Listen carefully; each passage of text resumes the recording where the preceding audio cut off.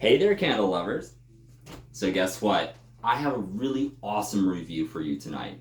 We're going to talk a little bit more about French Autumn in the large 24-ounce jar from GooseCreek. You might say, where did you get this candle? I'll tell you. It was introduced in 2015. It was discontinued in 2016. With that said, I probably have a one-of-a-kind candle.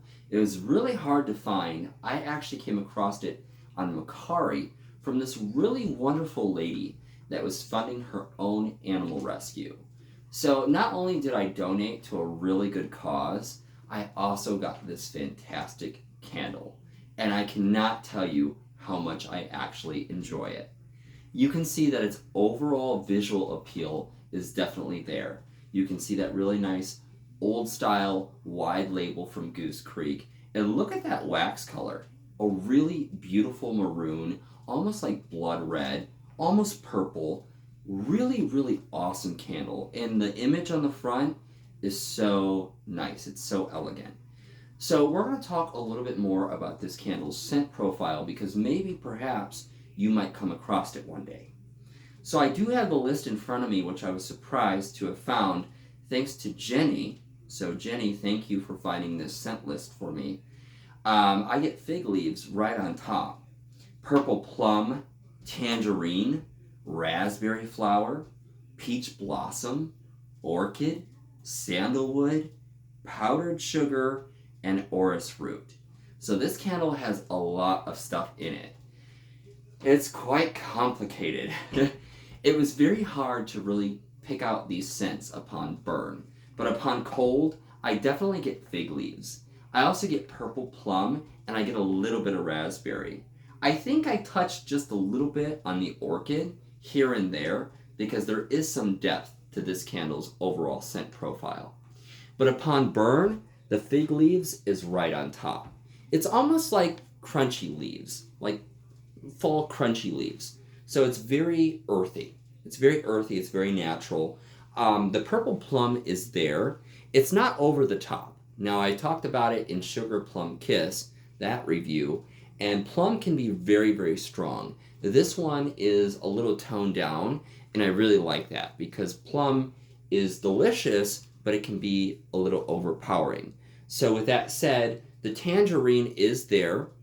It's more like zesty. It's not like sour. It doesn't really have a bite. It's more like just tangerine zest. So there's a freshness there. There's also the raspberry flower, which is quite nice. It's more so raspberry, so that really complements the plum. Peach blossom. Peach blossom. I have a candle from Bath and Body Works that has peach blossom, and I really do love it. It's not overly floral, it's more so peachy. So very happy about that. I don't get any sandalwood from this. I'm not sure if it just died out or it's just not very prominent. Maybe it's more of a clean sandalwood, something a little bit more subtle. I do get orchid, and so I do get a lot of depth from this candle. It's a very, very deep scent. So it's not really in your face. It's just there, but it has that deepness. That orris root helps add to that deepness too.